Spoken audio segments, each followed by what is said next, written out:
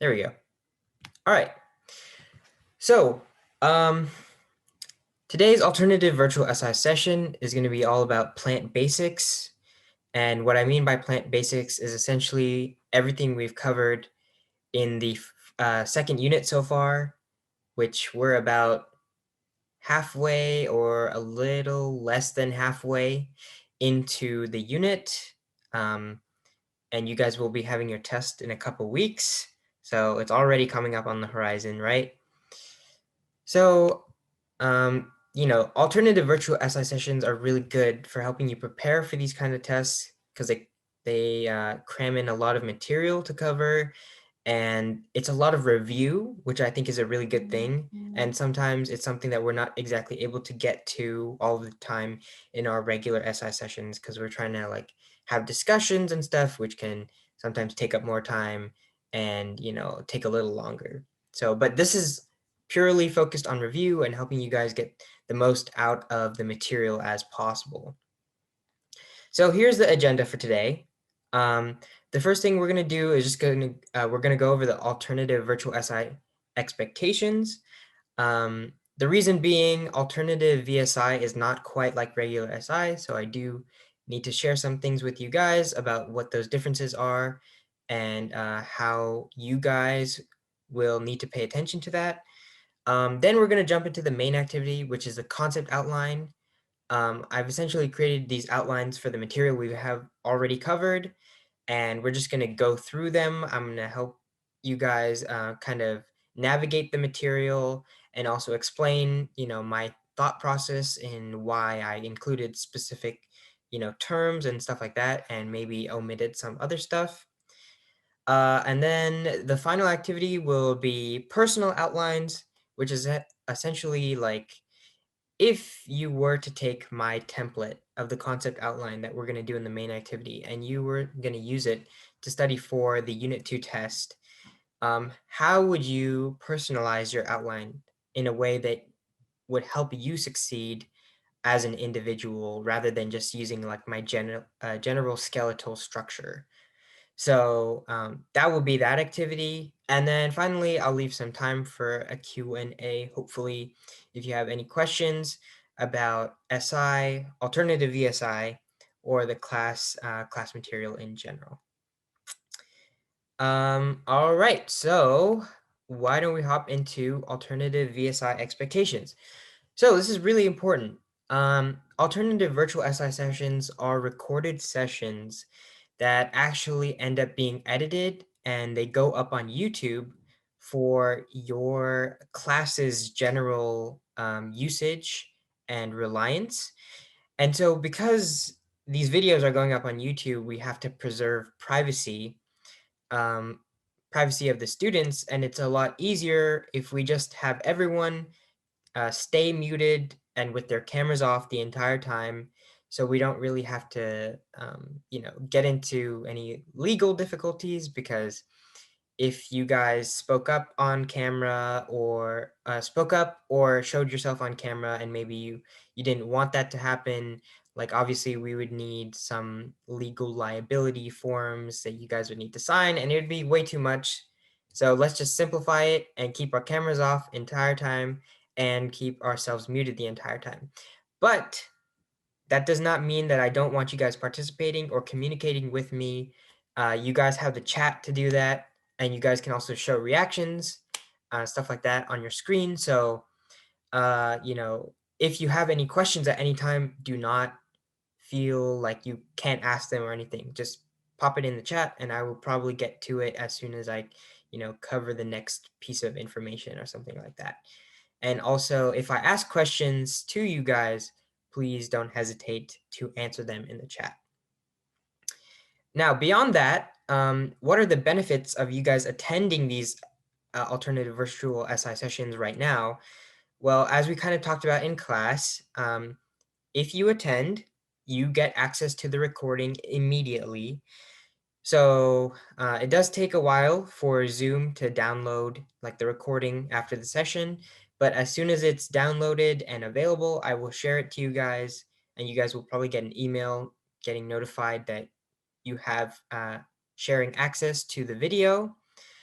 You'll also have access to the slides. I do post the slides on the SI website, but you guys will have immediate access to the slides. So if you want to look over the slides again and compare them, that's up to you. And hopefully you guys used your preferred email like the Google form said, because that's the one I'll be sharing the slides and the video to. And the video will hopefully be edited and released 1 to 2 weeks before the midterm. Sometimes there are some technical difficulties, hiccups. We kind of run into these things, and we can't really do anything about them. So, it's better to not rely on the hope that the video will get out on time, recorded and edited. And it's better if you have the time just to attend the session, and you'll be able to get the most out of it. And another thing, if you attend and get early access to the session, you get early access to the video, stuff like that, please, please, please, please do not share it with people who did not attend. Now, I know, maybe you want to share it with your friend who was a little busy and they couldn't make it. And I understand that feeling, that sentiment, but it completely negates the reward for those who make the time to come and actually attend live. So, whatever you do, go over those recordings and materials however many times you want, but please don't share it to people who did not come and attend the session.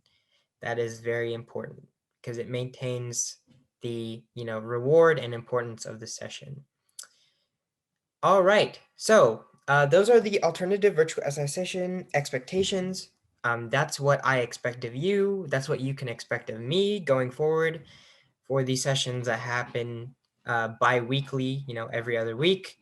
And they'll happen at the same time on Saturdays, 3 to 4 p.m. So, yeah. With that being said, before we hop into the main activity, does anyone have any questions for me about alternative VSI? And if you do, feel free to drop it in the chat. So someone asked me, are there extra points that we get by just attending? There are extra points specifically tied to today's session, today's alternative virtual SI session, just because it's the first one, just like how we did extra points for the first week of regular SI sessions, we're doing extra points for the first alternative virtual SI session because it is a new thing. Yeah, don't expect this to be a regular occurrence that you will get extra points at alternative virtual SI sessions. I don't want you guys, getting false hopes or rewards or anything like that. This is not going to be a normal thing. You might see extra points return to alternative virtual SI sessions and regular SI sessions later on down in the semester, maybe closer to the final exam, just because like in that time you have a lot of finals that you're studying for, and so there is some incentive to come and study more with the SI sessions later on, but that's not a guarantee. So yeah.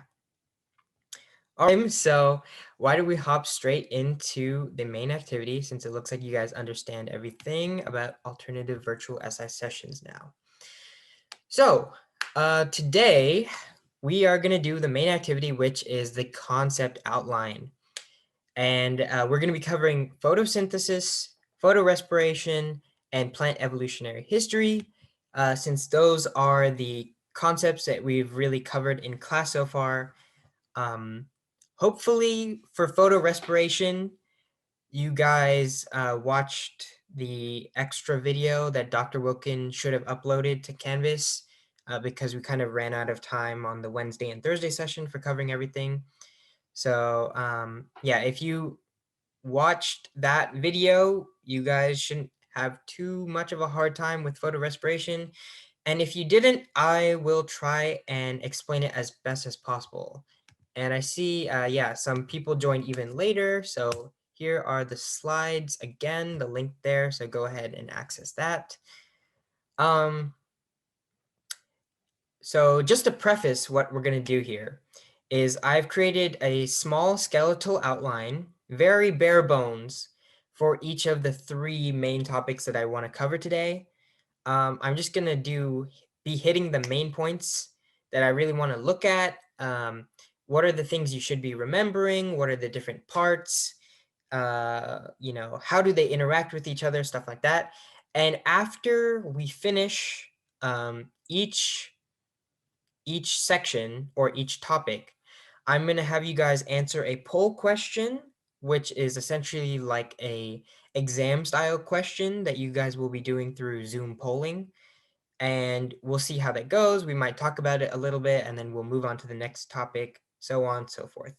And hopefully you guys get the idea. So why don't we start off with photosynthesis? Obviously a really important part of the plant unit and a fundamental concept that you have to understand if you are looking at plants in general, and something obviously we've covered in many science classes previously, but probably not in this depth. So as we know, photosynthesis is broken up pretty much into two parts: the light reaction and the Calvin cycle, which the light reaction representing the photo of photosynthesis and the Calvin cycle representing synthesis of photosynthesis. So why don't we start with the light reaction first? So the light reaction, obviously, remember, we're looking at a chloroplast, and in the chloroplast, there's like this whole empty space, fluid space, called the stroma. And in the stroma, there are some sort of stacked pods, uh, and these are called thylakoids. And thylakoids are basically where most of the actual action happens for, absorbing light and kind of transferring that into energy. And so when they're stacked up one on top of the other, they are called a granum. So you probably don't need to know the terminology for granum that much. You probably won't see it that often, but it's just generally good to know the different terms and labels for the structures that you might look at in a light reaction. So obviously we dive deeper into the thylakoid, specifically looking at the interaction between the stroma, the thylakoid membrane, which is the edge of the thylakoid, and the lumen, which is the inside of the thylakoid. And in the lumen and along the thylakoid membrane, we're kind of observing a a photo process that is broken down into two parts, generally, photosystems 2 and 1. And essentially what the photosystems 2 and 1 are, they are protein complexes that are responsible for converting, light wavelengths that they receive from outside and changing them into energy such that the cell can process molecules and convert them in a way that produces the materials needed for overall photosynthesis. So, for example, obviously we've talked about things like the antenna complex, the reaction center, and electron transport chain. The antenna complex and the reaction center being the area where light wavelengths are received in those protein structures that are defined by photosystems, and essentially, changing that energy into electron movement along the electron transport chain. And we also know that in plants, blue and red wavelengths tend to get absorbed more and produce most of the energy for these plants, whereas green yellow wavelengths tend to get absorbed less and they reflect more off of the plants, hence giving plants their usual green color.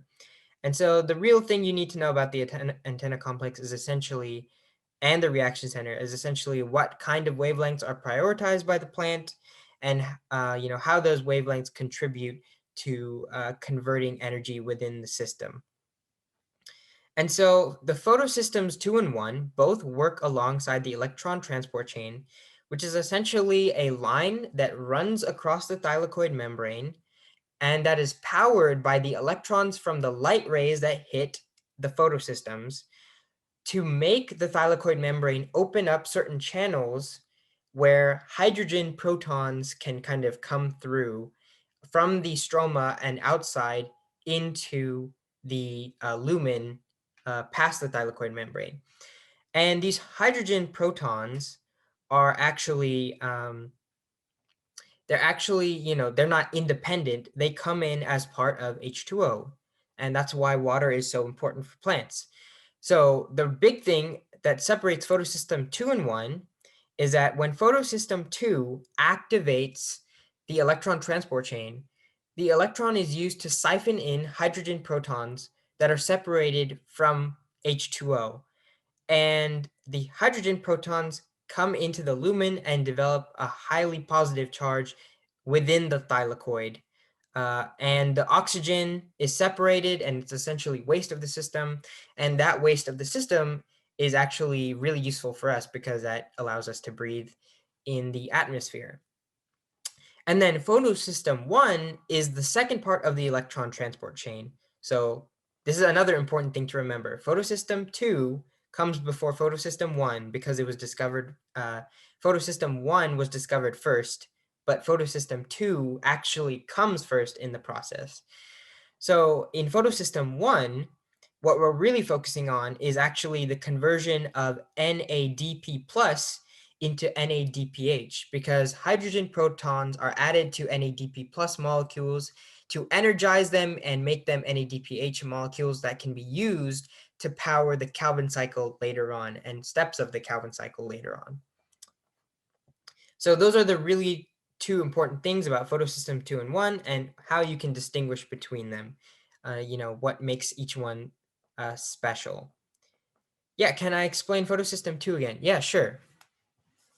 So just like how photosystem 1 uses electrons to channel hydrogen protons coming from the outside in, photosystem 1 actually um, essentially uses the electrons in the electron transport chain to move hydrogen protons again and add them to NADP plus molecules.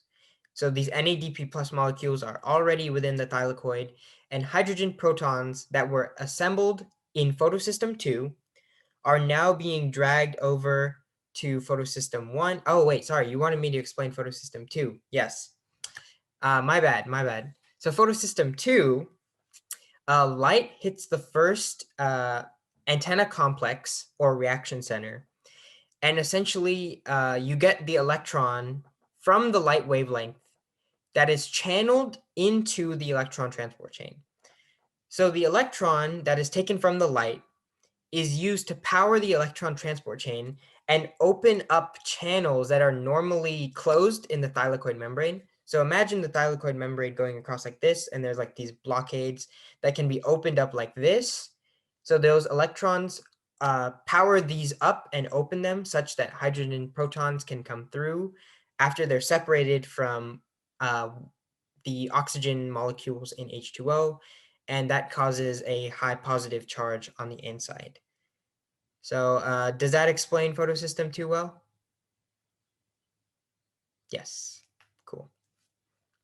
Is the proton gradient created by the H plus being pumped from the stroma to the thylakoid space? Yes, you are exactly right. So yeah, the proton gradient or the high positive charge on the inside is triggered by the hydrogen atoms or protons being funneled into the lumen from the stroma through the thylakoid membrane into the thylakoid space. So it really gets a positive charge due to photosystem 2 and what happens there. And what is carrying the electron from photosystem 2 to the electron transport chain? Yeah, that's an interesting question. So it's actually, I wouldn't say it's really carried or anything. Think of it like this. So imagine again the thylakoid membrane right here. And there's a big mass over here and here. And these are like part of the thylakoid membrane. So this big mass over here is actually it might be reversed on your screens when you're looking at it, but for me, it's the first thing, which is photosystem 2, the protein space that is photosystem 2, and the protein structure that is photosystem 1.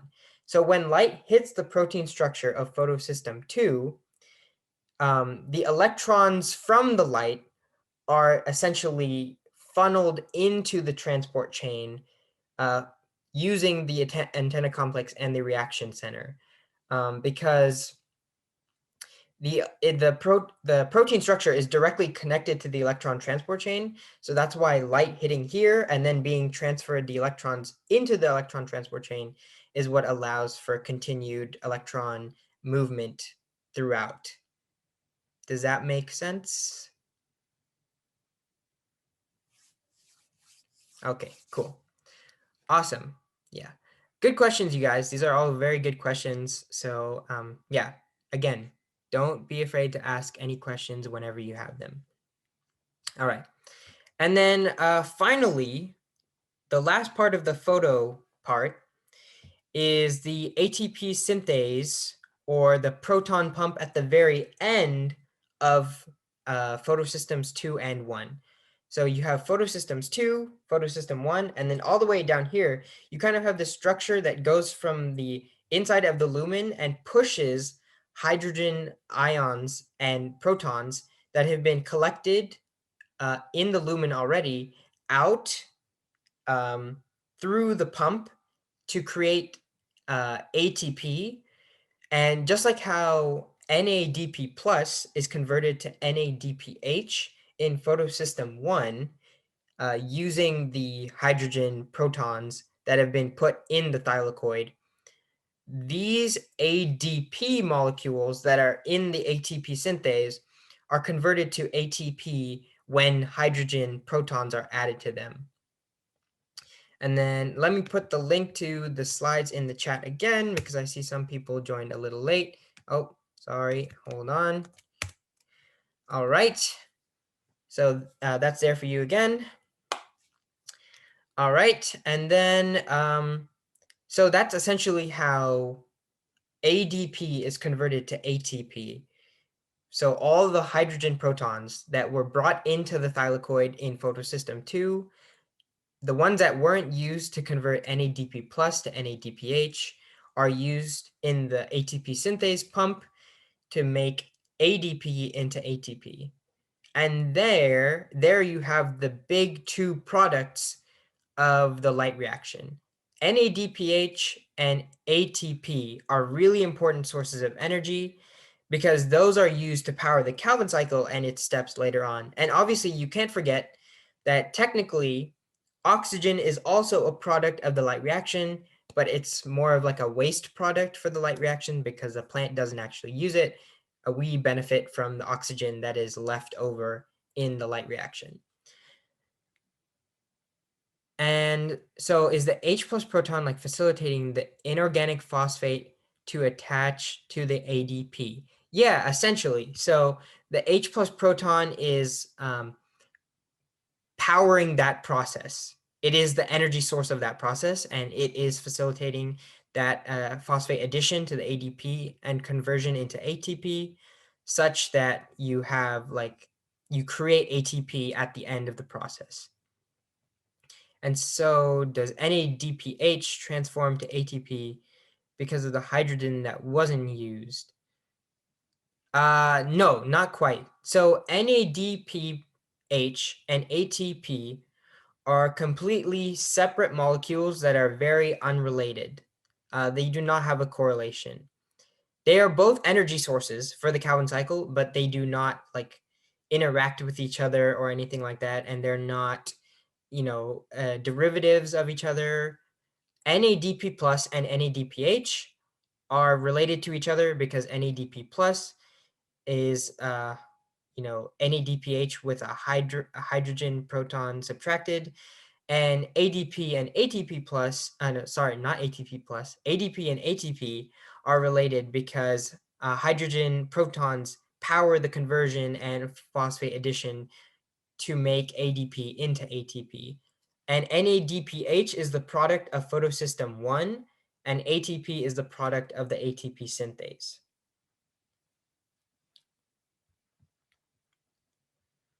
And I'm getting a couple more questions. So the H that enters the lumen is from the water that's broken up in the stroma, or are there already H plus in the stroma that just get transported into the lumen? Right. So there is H2O in the stroma, and in the stroma, the hydrogen protons get broken off of oxygen, and then they get transported into the thylakoid space. So they are broken off of the oxygen before they go in, and then they end up inside due to photosystem 2. And then also, do the electrons entering photosystem 1 go through the electron transport chain as well? Yes, yes. So essentially, the electrons from photosystem 2, once they finish photosystem 2, they continue into photosystem 1 because that is also part of the electron transport chain. The electron transport chain runs through the entire thylakoid membrane except for the ATP synthase, which is at the very end.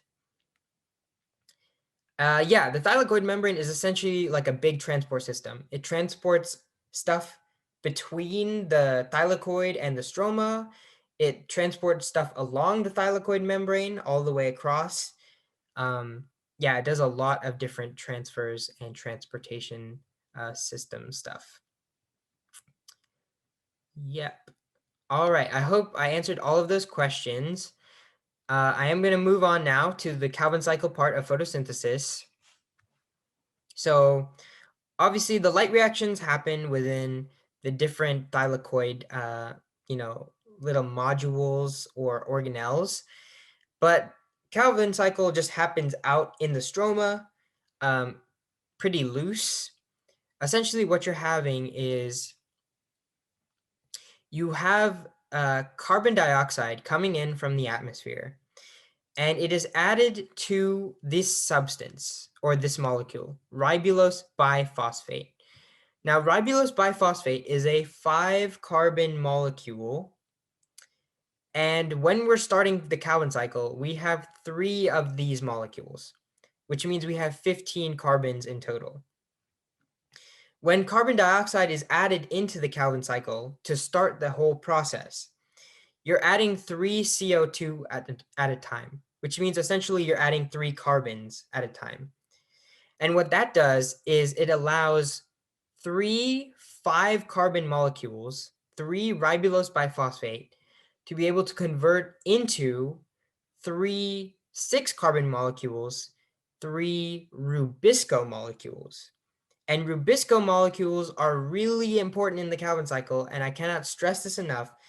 They are really important because rubisco is what is able to be broken up into multiple parts and converted into smaller, smaller things like PGA and then G3P, which are subsequently used to create sugar, or if you have leftovers, then recycled in the Calvin cycle and brought full circle again. And rubisco is able to form because of carbon fixation, which is essentially the term used to describe how carbon is taken from the CO2 molecule and attached to ribulose biphosphate to make rubisco. That is a process of carbon fixation. Also another important term to remember. And so what happens is when you break down rubisco into smaller molecules, you have these 3 carbon molecules that are really good for producing sugars.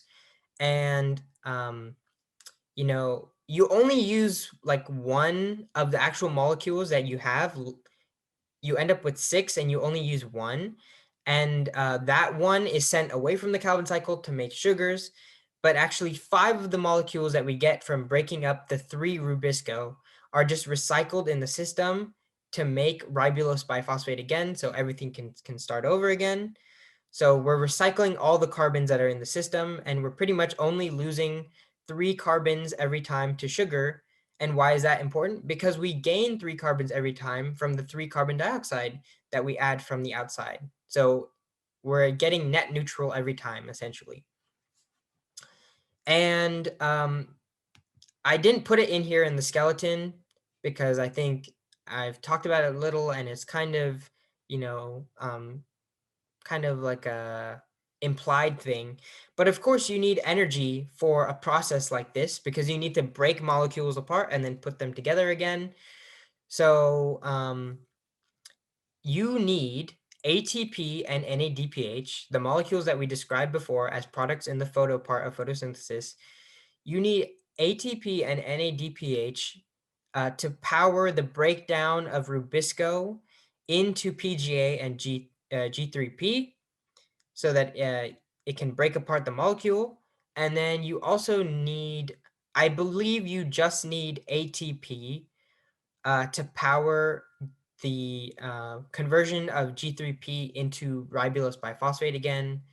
So that is where energy is needed in the cycle. All right, all right. So that is pretty much photosynthesis. Oh, one thing I will say. So obviously, when ATP and NADPH are used in the carbon cycle, the Calvin cycle, to power the system, they lose energy to the system to help power it. And so ATP is converted back to ADP, and NADPH is converted back to NADP plus. And what happens with those molecules? They go back to the light reaction where they can be converted back into NADPH and ATP again. So that's also a cyclical thing where they're recycled between the light reaction and the Calvin cycle. All right. So that is pretty much photosynthesis. I know that's a lot of stuff and we covered a lot, but hopefully that makes sense. And hopefully the skeletal structure kind of helps you navigate everything. So real quick, just to test, you know, how you guys felt about this, I'm going to send out a poll. I'm going to launch the first question and I'll give you guys about a minute or two to try and answer it. So carbon binds to RUBP and then Rubisco is formed. Yeah. So one carbon atom binding to 5 carbon ribulose biphosphate creates Rubisco. So we only use 3 carbons to make sugars. Yeah, essentially. Only 3 carbons are sent off to help make sugars. And those are the 3 carbons that we also get just by, you know, absorbing carbon dioxide from the atmosphere in plants. And can you explain the process of carbon fixation again? Yeah, sure. So carbon fixation is essentially utilizing the carbon dioxide that is out in the atmosphere and attaching it to ribulose biphosphate to make Rubisco. And so what you need to remember is that every carbon dioxide molecule has 1 carbon, and every ribulose biphosphate molecule has 5 carbons. And when you add the carbons together, you get a 6 carbon molecule, and that is what Rubisco is. Rubisco is a 6 carbon molecule with phosphate groups on both ends. And that is how carbon is separated from the oxygen molecules in CO2. It's separated from the CO2 molecule and placed with the ribulose biphosphate. That is what carbon fixation is all about. Yes, so the 1 carbon from CO2 adds to ribulose biphosphate and makes Rubisco. Yeah, exactly. All right, I'm going to close the poll now. And it looks like most of you said that the darker wavelengths don't reach plants as much. And that is not quite the case. So because every wavelength, regardless of, you know, what color or what magnitude or anything like that, has the same equal chance of reaching plants. The only difference between wavelengths is whether a plant has a need for reflecting that color or has a need for absorbing that color. And so blue and red are highly energetic. But let's say our plants decided to reflect darker wavelengths and were like black in color or something like that. That would mean that the plant would essentially be absorbing everything in the color spectrum and color wavelength except for the black color. And the problem with that is at that point, you're probably receiving way too much energy, more energy than you can actually handle or direct into anything useful. And so in this case, if you had that much energy, the plant would probably overheat from excess energy. And that is the answer to the first question. Cool, cool, cool. So let's move on to the next part, which I think is probably the most important so far, because we've kind of had a hard time fully going over photorespiration due to in-class difficulties and being short on time in lecture and stuff like that. So photorespiration is essentially focusing on the Calvin cycle, but saying, okay, if the Calvin cycle, instead of you having a carbon dioxide molecule and taking the carbon from that and adding it to ribulose biphosphate to make Rubisco, what if an oxygen molecule binded to ribulose biphosphate instead and made a completely different molecule? Well, then that would be a really big problem because this new oxygen bound ribulose biphosphate molecule has no use whatsoever for the plant. It's completely useless. It's a waste of space. And frankly, it's a waste of resources. It's a waste of carbon atoms and phosphate groups. So plants really want to avoid photorespiration because that's what photorespiration is. Photorespiration is when oxygen binds to ribulose biphosphate instead of carbon in the Calvin cycle. And it essentially reverses the Calvin cycle and makes everything turn on its head. So photorespiration, why is it a problem and how do plants deal with it? Well, it's not a huge problem for most plants. It's mainly a problem in areas where oxygen is high in levels or carbon dioxide is low in levels, and in places with high temperatures. These are the places where it becomes a real problem. And so C3 plants are pretty much what we'd consider normal plants in the sense that they normally go through the Calvin cycle and they don't have any additional mechanisms to deal with photorespiration because they live in environments where they don't really have to deal with low carbon dioxide levels or really high temperatures. They live in an ideal environment and photorespiration is usually not a problem for them. So that's what a C3 plant is. Take that as the baseline. So we have some different solutions to that.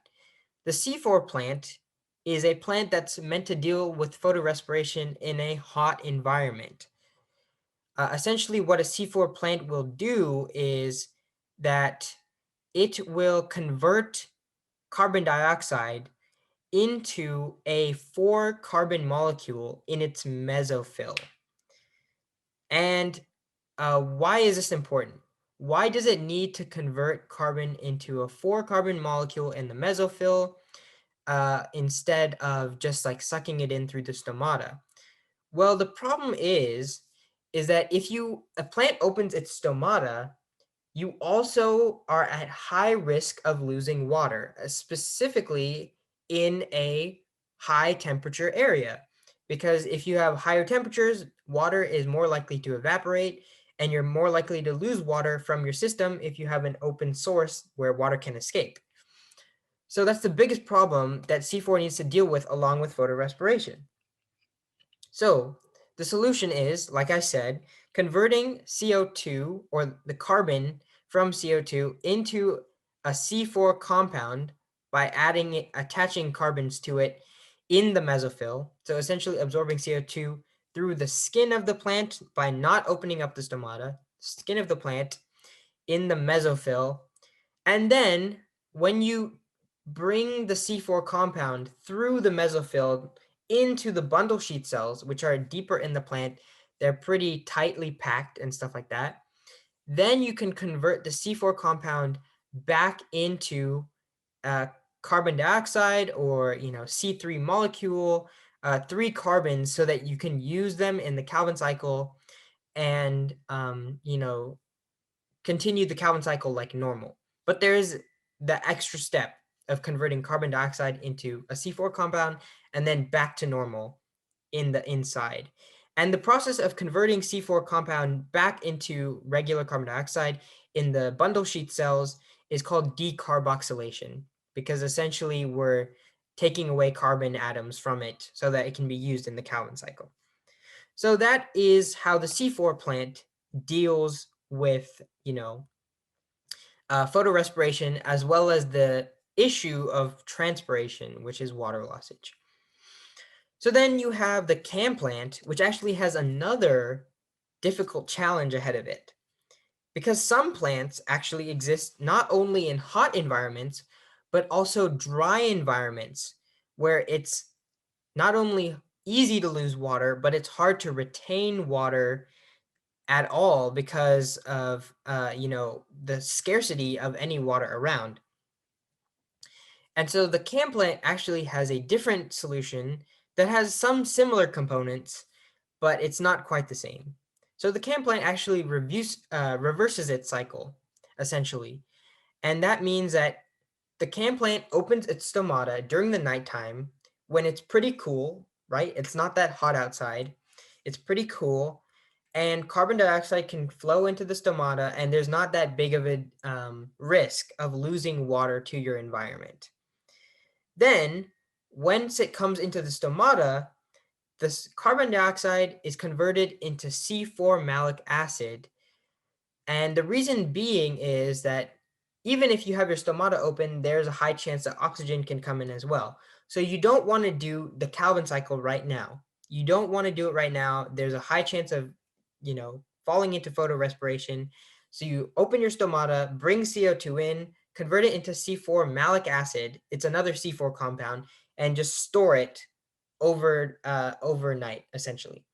Then during the day, the CAM plant, just like the C4 plant, has a decarboxylation process where essentially the C4 malic acid is stripped of the extra carbons and turned back into CO2, where then the CAM plant during the day only will run the Calvin cycle with the carbon dioxide that it obtained the night before from the malic acid that needs to be converted.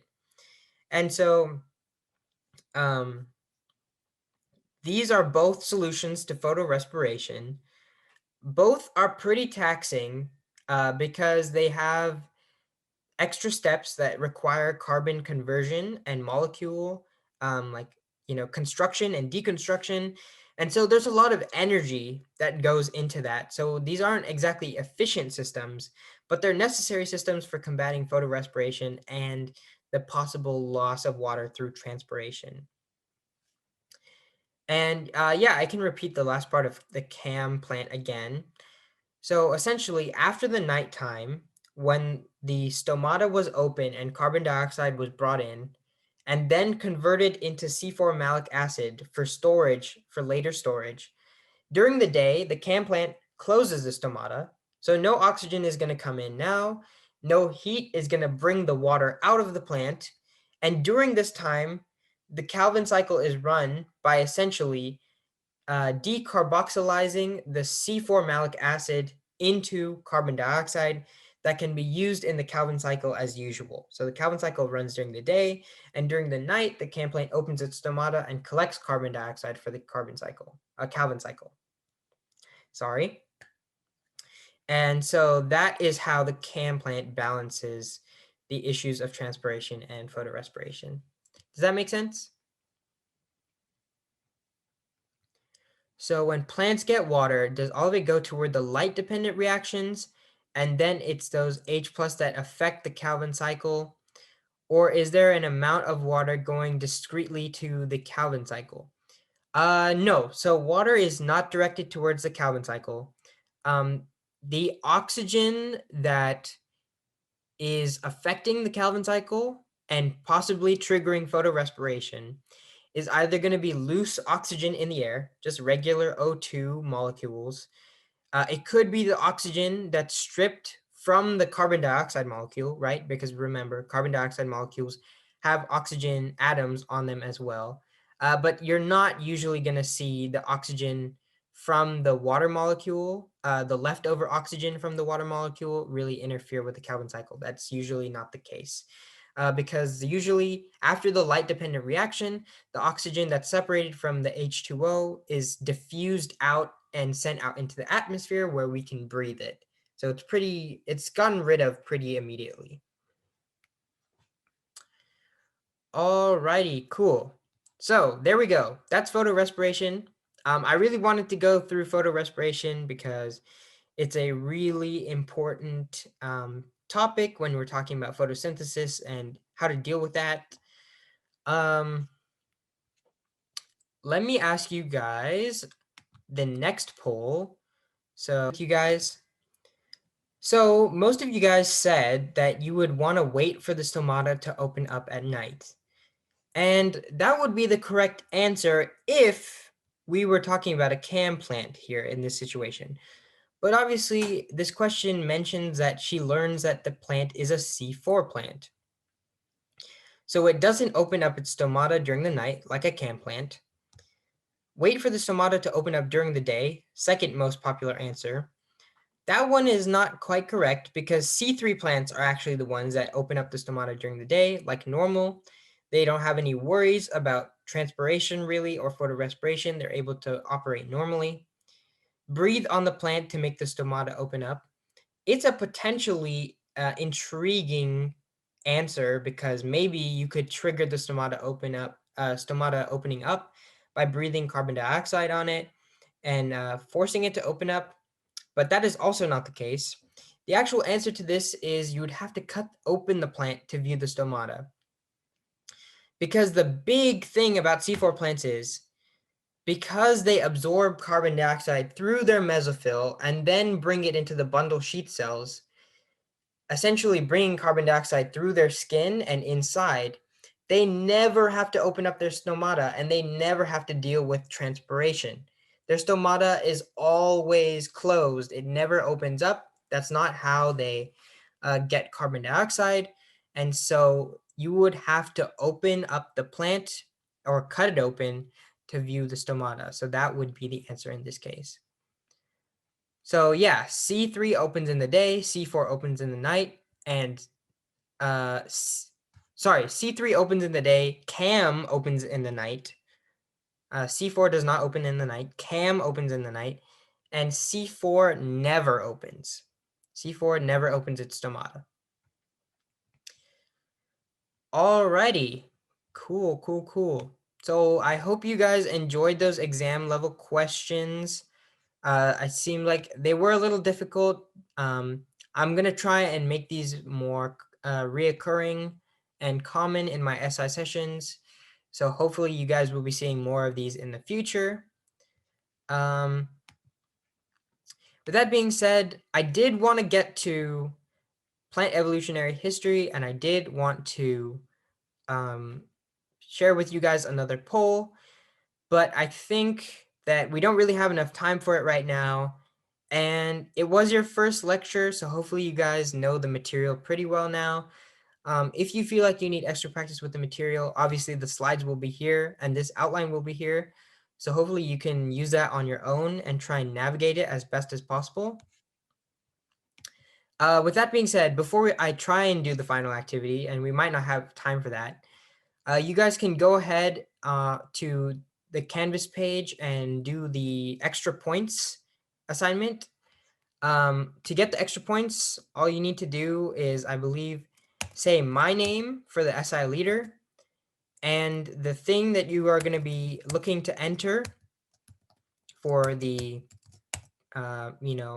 second answer is the word angiosperm, and you will capitalize it like this, and you will spell it exactly like this.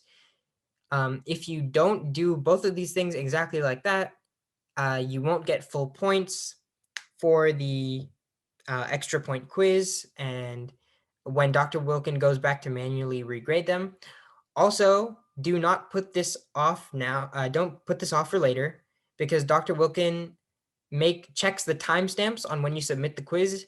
And if you submit it after the session, even though you attended, she's going to think it's weird because obviously you weren't doing it during the session. It should be under assignments, I believe. Let me see if I can find it here for you guys.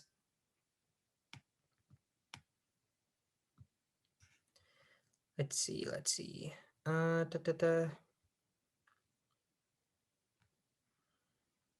SI bonus, March 6th alternative SI session.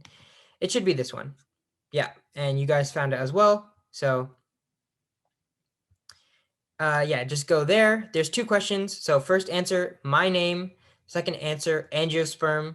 Spell both exactly how I did. If you don't do it exactly how I did, and if you don't do it right now during the session, Dr. Wilkin will not give you the points for the session. All right. So while you guys are doing that, I just want to talk about the personal outlines real quick. So hopefully you guys have, you've seen the first test and you have a better idea of how to prepare yourself with outlines, study guides, cheat sheets during the test so that you can find information quickly and effectively. My outlines are very bare bones and skeletal, like I've said many times. And while they can help if you can remember all the material, a lot of the times it's not worth it remembering all the material because there's no need to. Remember what you can, and if you can't remember it, put it down on your cheat sheet or your study guide or your outline. So what do we think we can do to make our tests/study outlines more effective and more useful? Can people give me suggestions in the chat? How would we make these skeletons that I purposefully underdeveloped to make them better for you guys as individuals? Add photos, right? Add photos / visuals for identification. I think that's a great idea. Definitely helps you understand concepts a lot better. Right, put definitions, especially for really important terms or maybe terms you have a harder time understanding. Maybe include tricky questions that we went over and what the answers were.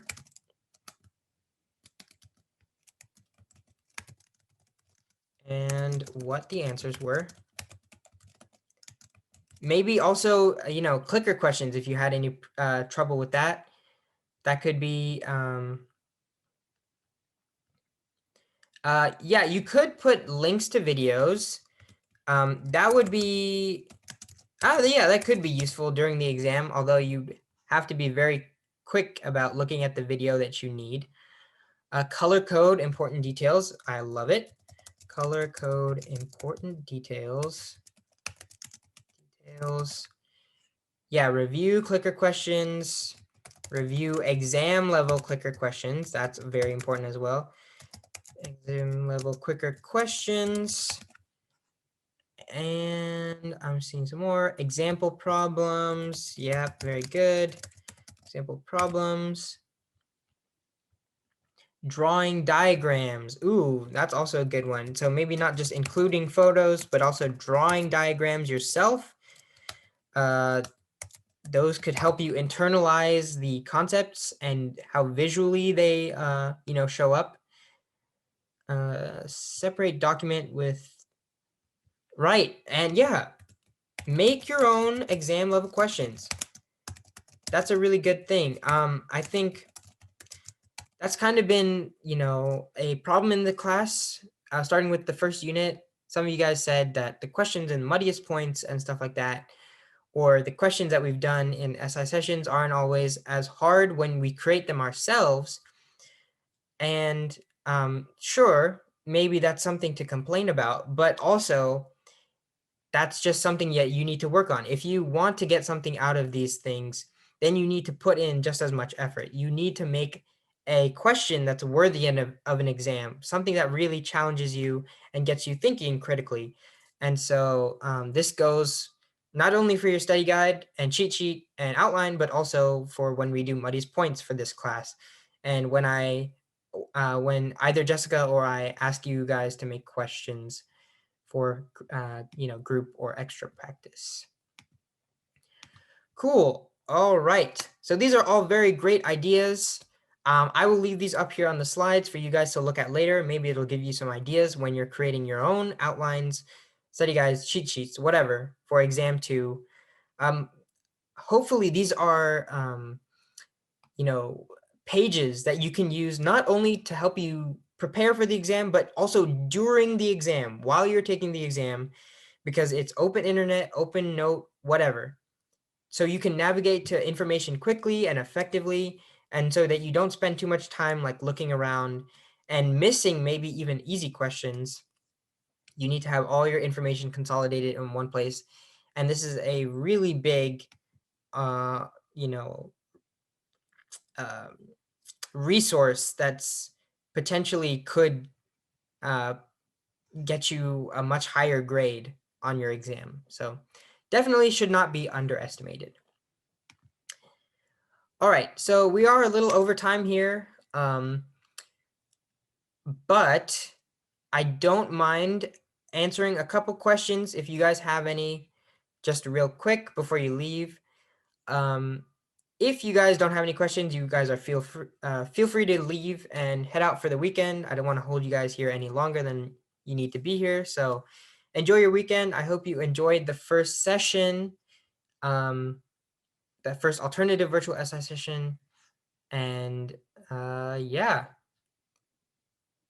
take care, guys. Have a great weekend.